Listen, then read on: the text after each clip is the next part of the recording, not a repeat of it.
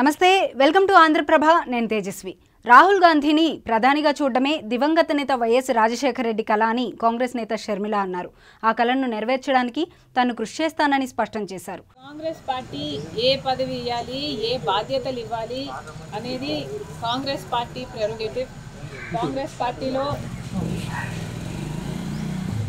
Because it is the largest secular party చేరడం జరిగింది.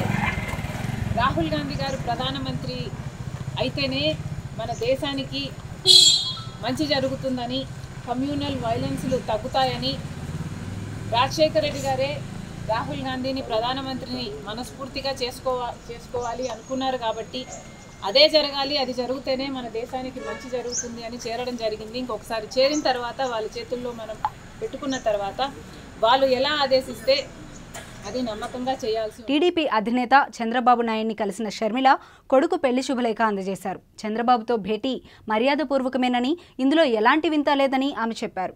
పార్టీలన్నీ స్నేహపూర్వకంగా ఉండి ప్రజలకు సేవ చేయాలని షర్మిల హితవు పలికారు. వైఎస్ రాజారెడ్డి గారి పెళ్లి జరుగుతున్న సందర్భంలో చాలా మంది ఇన్వైట్ చేస్తున్న రాజకీయ నాయకుల్ని, అందులో భాగంగానే చంద్రబాబు గారిని కూడా పెళ్లికి వచ్చి వాళ్ళని ఆశీర్వదించాలని కోరడం జరిగింది.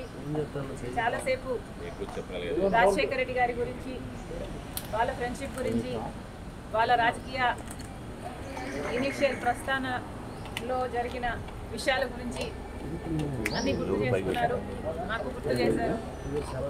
చాలాసేపు మాట్లాడాం, చాలా సంతోషం అనిపించింది. వచ్చి ఆశీర్వదిస్తామని మాట్లాడారు.